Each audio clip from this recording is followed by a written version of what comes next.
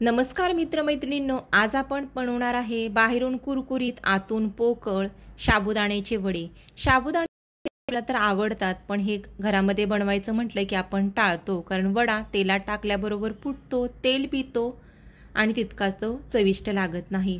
तर आज आपण अशी रेसिपी पाहणार आहे जेणेकरून वडे तेलामध्ये फुटणार नाहीत, तेल पिणार नाहीत, मस्त चविष्ट होतील। रेसिपी आवडली तर लाईक करा आणि आपल्या चॅनलला सबस्क्राइब करा। साबुदाण्याचे वडे बनवण्यासाठी सुरुवातीला आपण साबुदाणा कसा भिजवायचा आहे ते पाहणार आहे। त्यासाठी एका बाउलमध्ये आपण 1 वाटी साबुदाणा काढून घेतलेला आहे। हा साबुदाणा आपल्याला 2 वेळा स्वच्छ पाण्याने धुवून घ्यायचा आहे। 2 वेळा साबुदाणा धुतला की साबुदाण्यामध्ये जे एक्स्ट्रा स्टार्च आहेत ते निघून जातात। यासाठी साबुदाणा या पद्धतीने चोळून 2 वेळा आपल्याला व्यवस्थित धुवून घ्यायचा आहे। साबुदाणा धुतल्यानंतर साबुदाण्यावरती अगदी थोडंसं पाणी घालायचं आहे। साबुदाणा व्यवस्थित भिजेल इथपर्यंतच पाणी घातलेलं आहे। तर आता किती घालायचे आपल्याला कसं कळेल, तर या पद्धतीने बोटाने अर्धा इंच साबुदाण्यावरती पाणी राहील एवढंच पाणी घालायचं आहे आणि हा साबुदाणा 4 ते 5 तासांसाठी असाच भिजत ठेवायचा आहे। तर या ठिकाणी मी चांगल्या क्वालिटीचा साबुदाणा घेतलेला आहे। हा साबुदाणा अगदी 2 तासामध्ये मस्त असा भिजतो। तर 2 तासामध्ये हा साबुदाणा माझा मस्त असा आतपर्यंत छान भिजलेला आहे। साबुदाणा वडा फुटण्याचं मुख्य कारण असतं साबुदाणा व्यवस्थित न भिजणं। साबुदाणा जर आतमध्ये थोडासा कच्चा राहिला किंवा भिजला नसेल तर तो वडा तेलात टाकल्याबरोबर फुटण्याची जास्त शक्यता असते। आता या ठिकाणी तुम्ही बघू शकता साबुदाणा छान मोकळा आणि आतपर्यंत मऊसूत भिजलेला आहे। यासाठी साबुदाणा आपल्याला अगदी व्यवस्थित भिजवून घ्यायचा आहे। खिचडीसाठी सुद्धा तुम्ही या पद्धतीने साबुदाणा भिजवून घेऊ शकता। आता हिरव्या मिरचीचं वाटण तयार करून घेणार आहे। त्यासाठी आवडीप्रमाणे हिरवी मिरची मिक्सरच्या भांड्यामध्ये काढून घ्यायची आहे। 3 ते 4 हिरव्या मिरच्या मी या ठिकाणी काढलेल्या आहेत। थोडे जिरे घालायचे आहेत आणि पाणी न घालता याचं छान वाटण तयार करायचं आहे। आता या ठिकाणी आपण एक मध्यम आकाराचा उकडलेला बटाटा घेतलेला आहे। एक छोटी वाटी आपण साबुदाणा भिजवलेला आहे, तर त्यासाठी आपल्याला एक मध्यम आकाराचा उकडलेला बटाटा वड्यामध्ये घालण्यासाठी पुरेसा होतो। बटाटा खूप जास्त जर आपण वड्यामध्ये घातला तर वडे आपले तेलकट होतात। या बटाट्याची आता आपण साल काढून घेतलेली आहे। साबुदाण्याचे वडे अजून चविष्ट होण्यासाठी अजून एक महत्त्वाची टिप मी या ठिकाणी तुम्हाला देणार आहे। त्यासाठी मिक्सरच्या भांड्यामध्ये भाजलेले शेंगदाणे साल काढून आपण घातलेले आहेत। या भाजलेल्या शेंगदाण्याचा जाडसर कूट करून घेतलेला आहे। याची चांगली भरड तयार करायची आहे। अरदकच्च्या याच्या डाळी फुटामध्ये दिसत आहेत, पाहू शकता। बारीक शेंगदाण्याचं कूट न घालता या पद्धतीने जाडसर भरड घाला, त्यामुळे वडे जास्त चविष्ट होतात। आता साबुदाणा वड्याचं पीठ कसं भिजवायचं ते पाहूया। त्यासाठी एका ताटामध्ये भिजवलेला साबुदाणा काढून घेतलेला आहे। आता याच्यामध्ये बटाटा हाताने कुस्करून न घालता किंवा स्मॅशरने स्मॅश न करता या पद्धतीने खिसणीवरती खिसून घालायचा आहे, जेणेकरून बटाटा हा साबुदाण्याबरोबर छान व्यवस्थित मिक्स होईल। तर सर्व बटाटा या ठिकाणी व्यवस्थित खिसून घेतलेला आहे, पाहू शकता। ही एक महत्त्वाची टीप लक्षात ठेवा, त्यामुळे वड्यांना व्यवस्थित आकार मिळतो आणि वड्याचं पीठ व्यवस्थित भिजवण्यासाठी मदत होते। तर यामध्ये आता आपण हिरवी मिरची आणि जिऱ्याचं वाटण घालूया।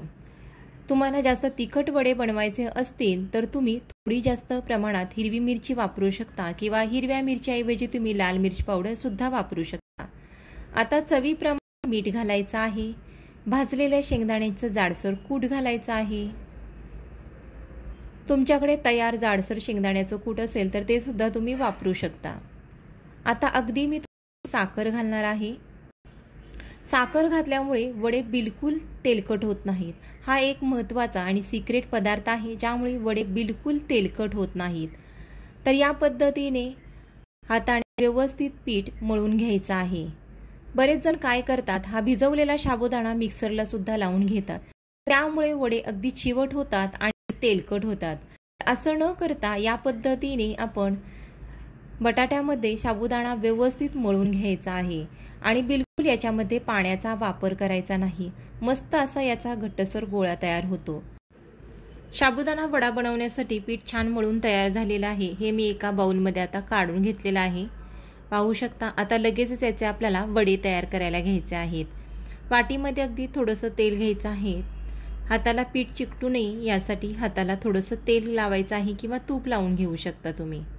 जेवढ्या साईजचा तुम्हाला वडा बनवायचा आहे तेवढ्या साईजचा पिठाचा गोळा तयार करून घ्यायचा आहे। या पद्धतीने हातावरती पाहू शकता तुम्ही। बिलकुल वड्याला क्रॅक जात नाहीत। वडा पटकन तळून होण्यासाठी याला आपण मेंदू वड्याचा आकार देत आहोत। असा आकार दिल्यामुळे वडे पटकन तळून होतात। तुम्हाला हवा असेल तर तुम्ही फक्त गोल वडे सुद्धा बनवून तयार करू शकता।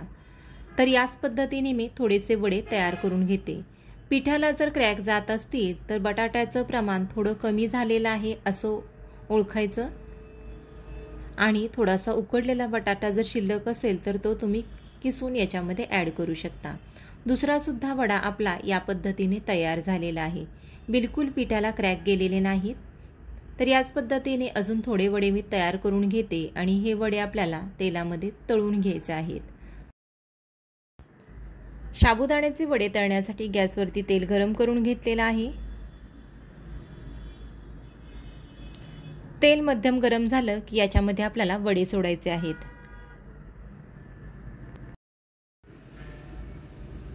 एका वेळेस जेवढे तेलामध्ये बसतील तेवढेच वडे सोडायचे आहेत आणि गॅसची फ्लेम आपल्याला मीडियम ठेवायची आहे।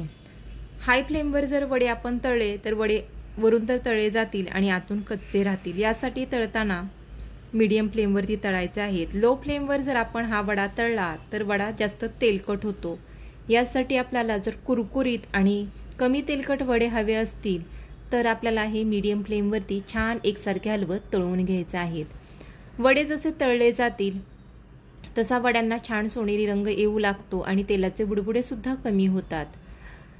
वडा तेलामध्ये सोडल्यानंतर कधीही लगेच पलटायचा नाही, कारण वडा हा तुटू शकतो। वडा झारीला थोडासा कडक लागू लागला की त्यानंतरच हा आपल्याला पलटायचा आहे। तर मीडियम फ्लेमवरती छान सोनेरी रंग येईपर्यंत आपण हे वडे तळून घेतलेले आहेत। मस्त असे कुरकुरीत वडे या ठिकाणी आपले तयार झालेले आहेत। खाण्यासाठी तयार झालेला आहे। बाहेरून कुरकुरीत आतून पोकळ आणि बिलकुल तेलकट न होणारा साबुदाण्याचा वडा। तर या पद्धतीने तुम्ही हे वडे करून पहा। मस्त आणि चविष्ट असे हे वडे तयार झालेले आहेत। धन्यवाद।